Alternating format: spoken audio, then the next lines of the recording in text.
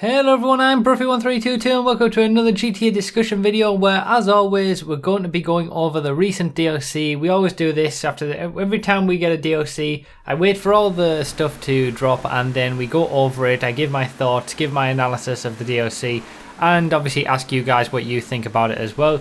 This one is all to do with the import-export DLC, and straight off the bat I'll say that this is probably up there with one of the best DLCs that we've ever seen in terms of actual content.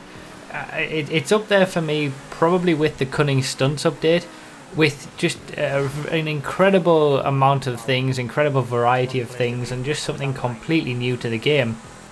But we're not talking about other DLCs. We're not talking, that can come in a future video. I do plan to make a video about my top 5 best and top 5 worst GTA DLCs, I guess, but yeah, that's not for this one. Let's get straight into it with some aspects of the vehicles, because some of the vehicles that we got in this DLC are absolutely incredible. We'll talk about the special vehicles in a short while, but let's just talk about the standard vehicles. And it brought back the whole idea of the amazing customization that you can get with some vehicles. You know, the Nero custom, the Elegy Retro, the Italy GTB custom, the Comet Retro.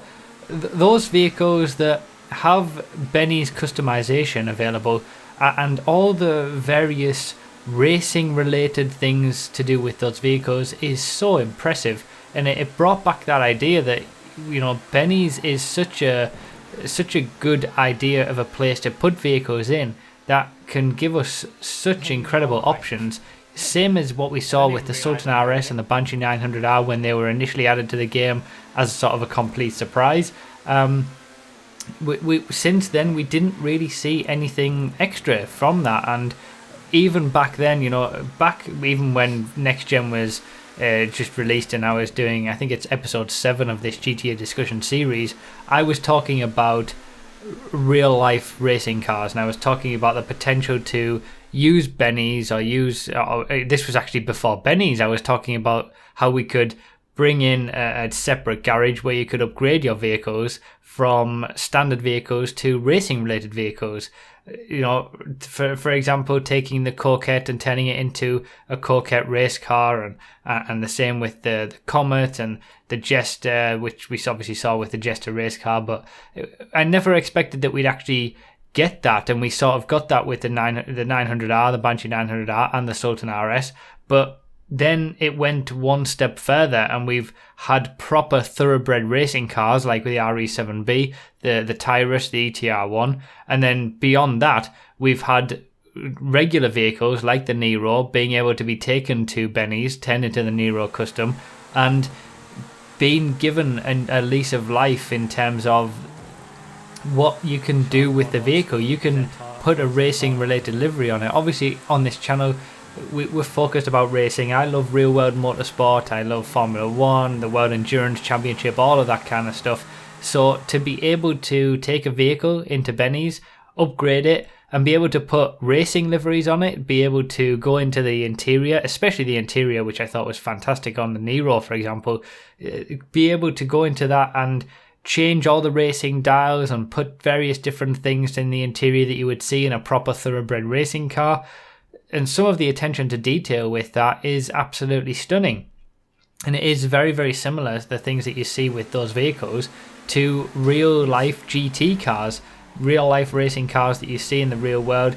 They've clearly taken ideas directly from that, and maybe we've had an influence by being so interested in racing and GTA racing in particular. Maybe we've had an influence with the development of those vehicles. It would be nice to think so. But yeah, it's been a long time that I've been talking about this. Originally, like I said in that episode 7, it was kind of just talking about expanding on the Jester race car and the Massacro race car ideas. I didn't really think that there'd be an extra garage, just maybe introducing new cars like a Coquette race car, a Comet race car, an Elegy race car, things like that. And we've seen examples of those in the real world as racing vehicles in GT racing.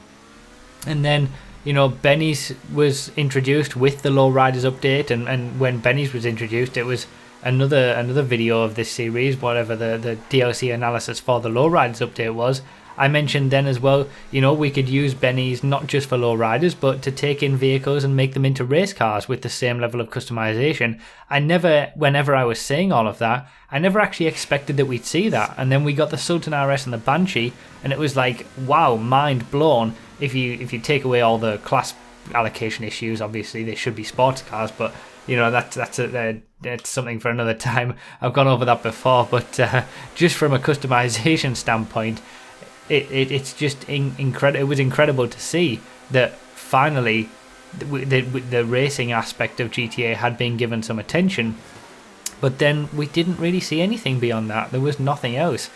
Then obviously we got Cunning Stunts, and that was all racing related. That was pretty much in my eyes the racing DLC, but obviously made in Rockstar's own way to appeal to the mass, the mass audience of the game.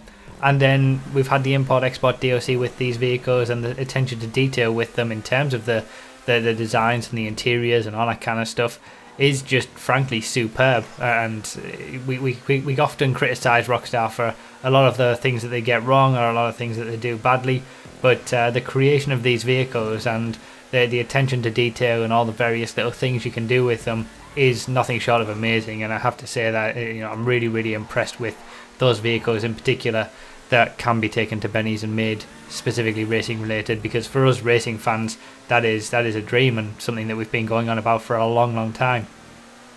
So there's so many possibilities for this in the future. You know, bennies is a place where this sort of thing can just happen at any point, and obviously we've got quite a few vehicles now that can be upgraded at bennies. It's going to be interesting to see whether they do this even more, because there's talk that, you know, the import-export DLC itself may very well be the final big DLC, that where we have actual, you know, proper updates and new gameplay experiences, because obviously Red Dead Redemption 2 is arriving, and obviously the game itself, GTA Online, is it's quite old, and I'm sure they've got other people in Rockstar working on maybe the next GTA and Red Dead and other various games. So the team that are working on GTA Online are obviously going to get smaller and smaller as the months and years go on. Maybe bennies is going to be one of those places that we see a lot of focus on in the future, where they can just add a vehicle into the game, or even take an existing vehicle like we've seen with the Comet to being able to be turned into the Comet Retro, and the Elegy being able to be turned into the Elegy Retro. That's something that we might see a lot more of in the future, sort of smaller updates with abilities like that to happen and new vehicles entered that way. And I would probably be okay with that, because bennies, certainly from what I've seen with the racing related aspect, the lowriders bit was good at the start, but it never really, it didn't really appeal to me. But then it came to the racing cars, and obviously, like I've said, it's been a dream come true in that respect. So to have more vehicles like that, in similar ways to how we got the Sultan and the Banshee being able to be upgraded, and the Elegy and the Comet, if we got vehicles like that were just newly available to be upgraded at bennies, that would be okay with me, and it would keep things fresh and keep things interesting. But it's just really nice to see that they have seemed to embrace the racing side of things a little bit more.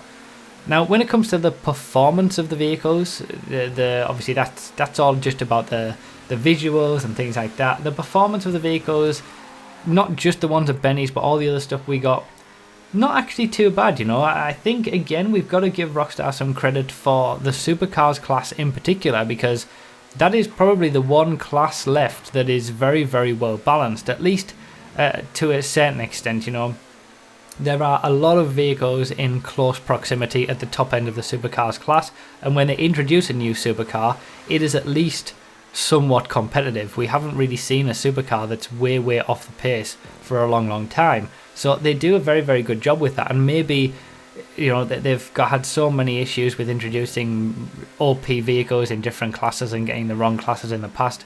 Maybe they've decided to, you know, let's focus on the supercars class, make sure that's balanced, and then the other stuff, you know, doesn't matter too much.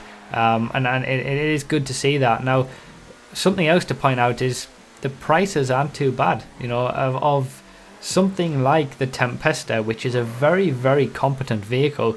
When you consider the prices in previous updates with the T20, the Osiris, the Cunning Stunts vehicles, all around the 2 million or over the 2 million mark, to have a vehicle like the Tempesta, which is so fast and it's right up there, be so cheap in comparison to those vehicles is actually really, really good. And the Penetrator was actually reasonably not too expensive as well.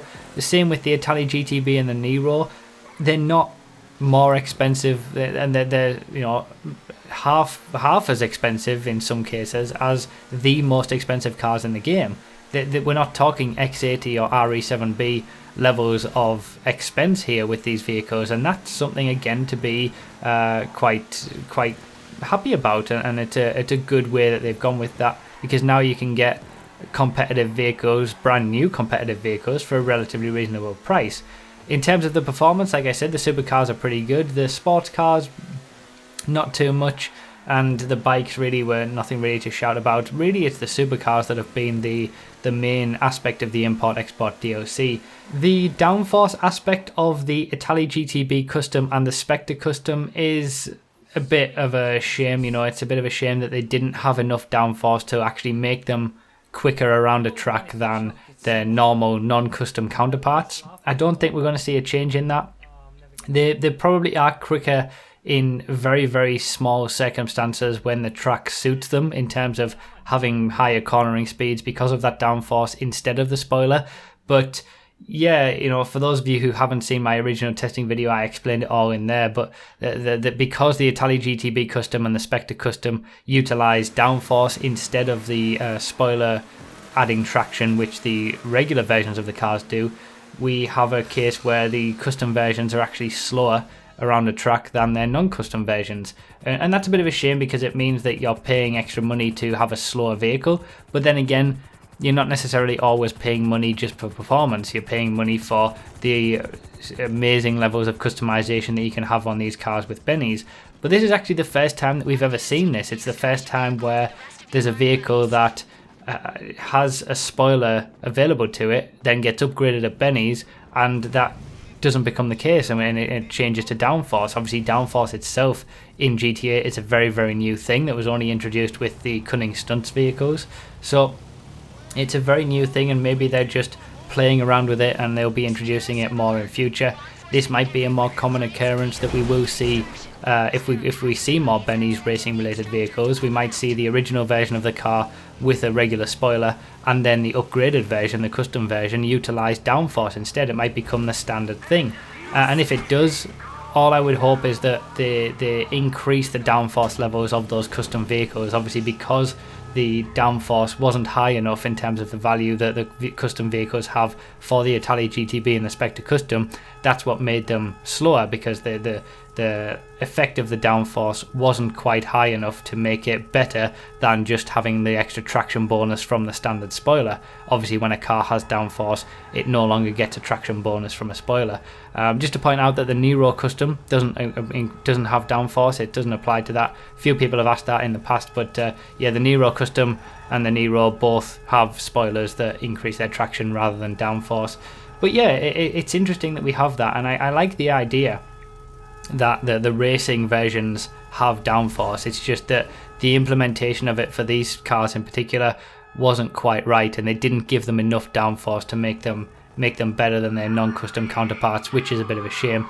But yeah, like I said, it's the first time mixing this. It's the first time that we've seen a custom and non-custom versions have different aspects like this. So maybe they will fine-tune that in the future, and future cars that utilize an upgraded Bennies or downforce modifications will get a little bit more of a boost from it and be a little bit more competitive.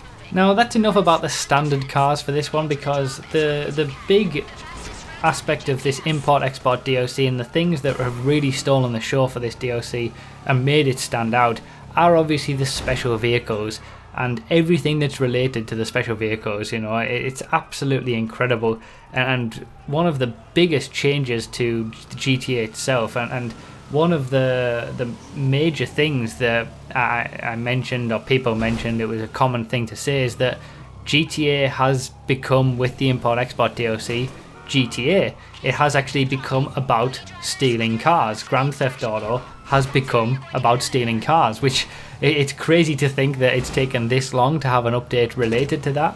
Obviously, it builds on the CEO stuff that we saw implemented with the Executives DLC. It's not reinventing the wheel in that aspect. It's the CEO stuff that we've had for quite a while, and then it was made into the Bikers DLC as well, which it's basically the same sort of thing. Obviously, the missions that you have to do and the way that you go about making money for Bikers is a little bit different, but ultimately it's still based on the same core mechanics that were introduced with the Executives DLC, and then the Import-Export DLC has built upon that even further, where we, instead of just having normal warehouses for the CEO activities, we have vehicle warehouses, and instead of stealing cargo like drugs and things like that, we're stealing cars. And I really like that. I have to say that the excitement of actually stealing vehicles in GTA and selling them for a profit and doing all the missions related around that appealed to me so much more than just having to go fetch a few packages and bring them back. There's only so much you can do of that. Now, I haven't fully explored the import-export aspect of it. Obviously, I've done a few vehicle missions and done a few of the special vehicle missions, which I'll come on to in a bit as well. But it actually, when it came out, it reinvigorated my desire to play something other than racing. Really, racing is only it's one of the few things in GTA that keeps me entertained, because every race is different. You have all kinds of different tracks. The content creator is a big part of that. If it wasn't for the content creator, I don't think racing would be anywhere near as fun on GTA anymore, especially after this long of a time. But when it comes to actually playing the game outside of that and playing the new features that have been introduced with the DLC, the Import-Export DLC did that for me more so than any other. I didn't really play much around with the CEO stuff. I didn't play much around with the Bikers stuff.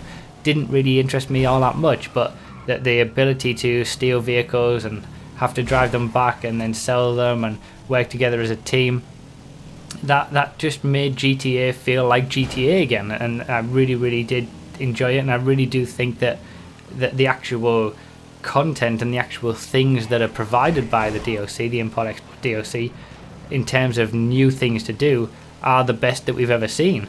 So, really good in that respect in terms of the actual content. Really amazing. And then we come on to the special vehicles. Now, there are negative aspects to the special vehicles. Obviously, with the special vehicles, I'm talking about the Ruiner 2000, the Rocket Voltic, all these extra special vehicles that you can have in the garage of your warehouse. There are some negative aspects of those which I'll come on to later on towards the end of the video.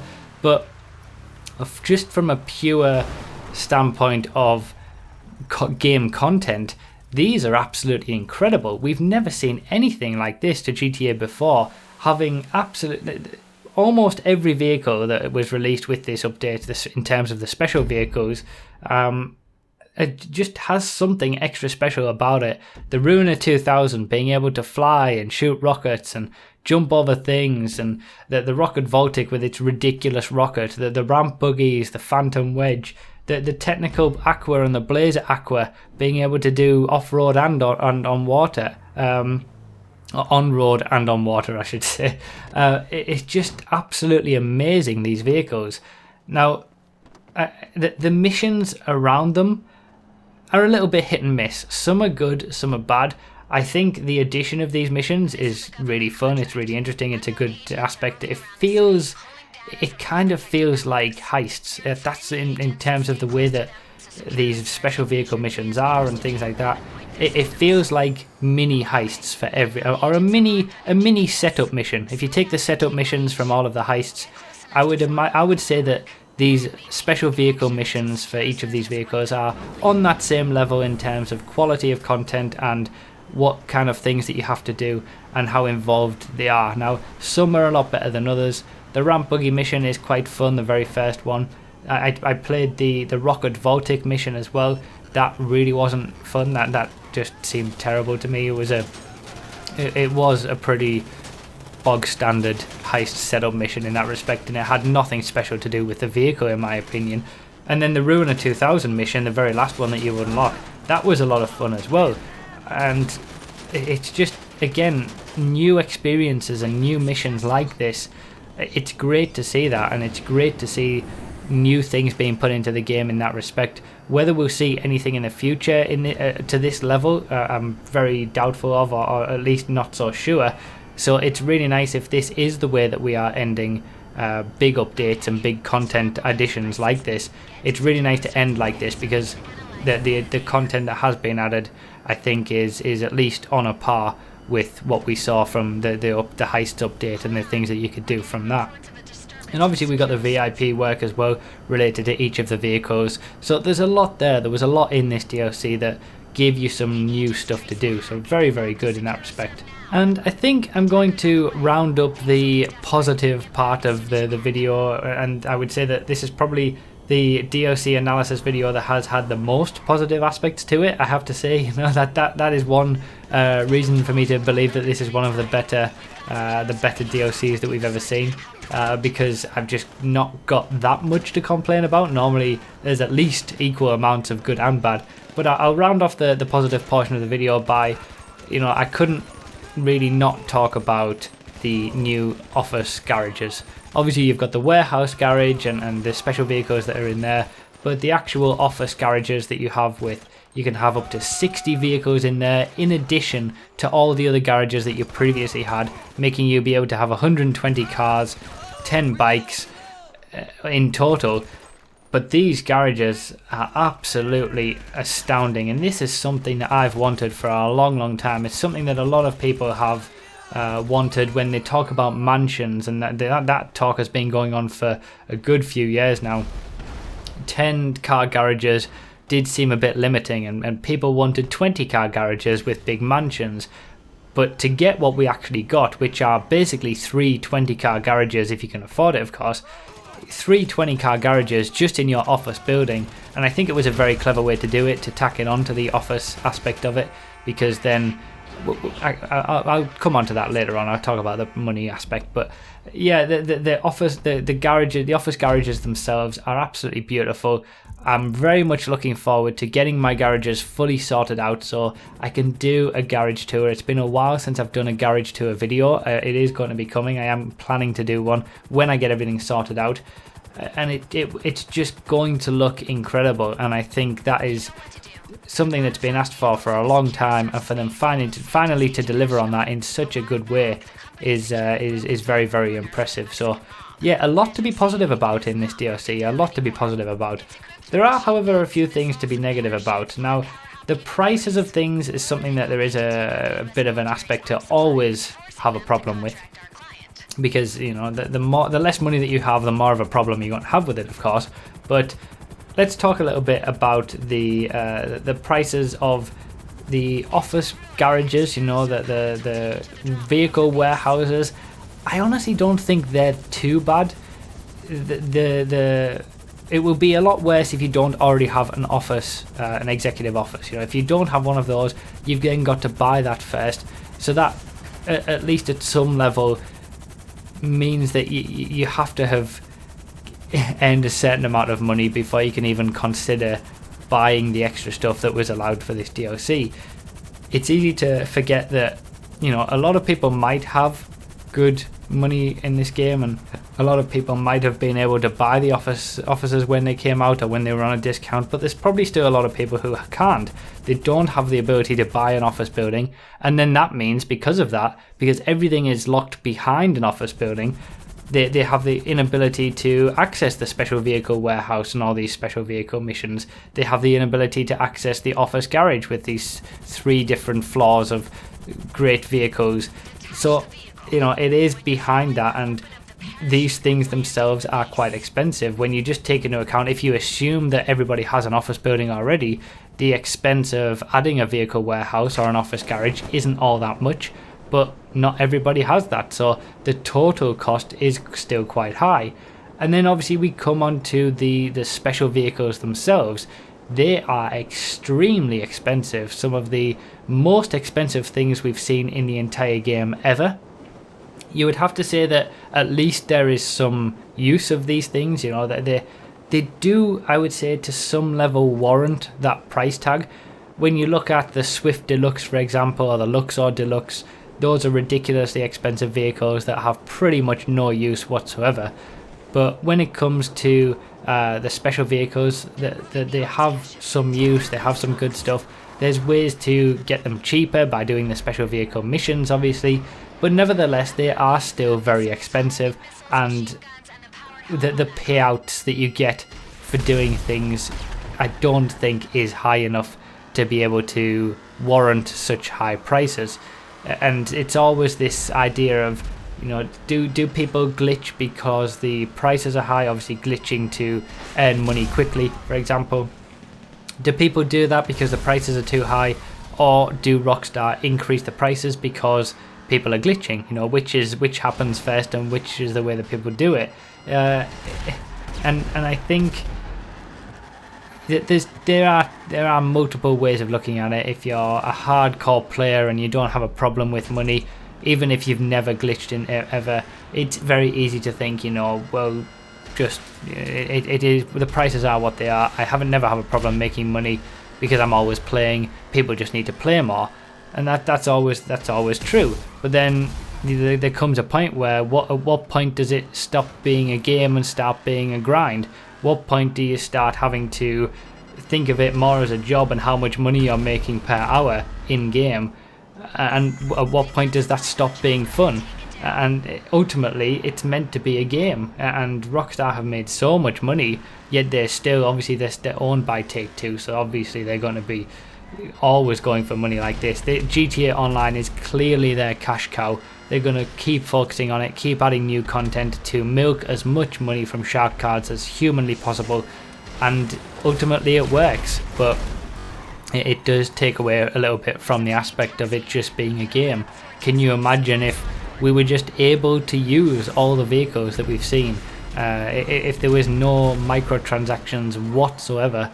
But then again, there's the argument that we wouldn't see these new vehicles in the first place if there weren't microtransactions and shark cards. So there's always multiple ways to look at it. It's not really a discussion for today.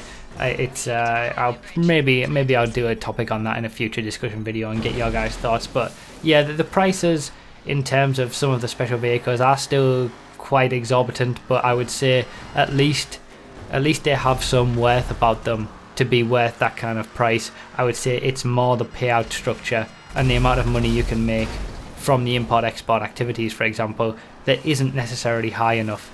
So yeah, it can go both ways, and it all depends on your specific situation as to how you go with that.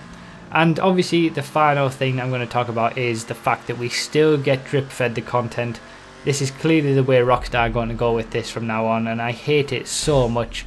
It does give the idea that it keeps the game fresh and alive. You know, when they release a new car every single week, at least they're keeping something fresh and new and interesting for the majority of players. But again, they're only doing this because it increases shark card sales. If they released 10 vehicles in one go, people might buy 4 of them and then that would be it. But because they release 2 vehicles, then another 2, then another 2, then another 2, people are more likely to buy one week, then buy another week, buy another week after that. And then if they save the best vehicles until last, they can make sure that when people have run out of money from all the previous ones, they buy a shark card to make sure they get the vehicle that they really want the most. So, you know, I do hate it. I've sort of accepted the fact that this is how they're going to do updates these days. They're never just going to release all vehicles in one go. It's just not going to happen. But I do still hate it, and the drip feeding of the content is just one of my pet peeves. But yeah, not an awful lot to be down about, not an awful lot to be negative about in this DLC. I think it has been one of the best DLCs that we've seen. The content and the things that you can do with it are absolutely incredible if you have the money. And some of the additions that we've seen have been frankly amazing, and the team that are working on GTA Online now, whoever they are, then obviously nowhere near the levels of petite people that you would have been working on it at the start of GTA Online, or were working on it when they were creating GTA 5 in its entirety. But whoever is left there are still doing a very, very nice job with some of the updates that we're getting. Can't always say that in terms of class allocations and vehicles that they put in and things like that, but that's more of a nitpicky thing from my aspect. in terms of the actual content that they're putting in, it's very, very good, and the import-export DLC has been one of the best. And if this is to be their very final big content update and not just an addition of cars, for example, then it's been a good way to end that, I would say. So that's pretty much it for this video. Let me know your thoughts down below. Obviously, I always like to hear what you guys think about this DLC. What did you think about the import-export DLC? Was it one of your favourites? Would it rank up there in your personal top 5? Let me know down below. Obviously, leave a like if you enjoyed all that good stuff. Thank you so much for watching and listening to my rambos as we go through all of this, and I'll see you next time.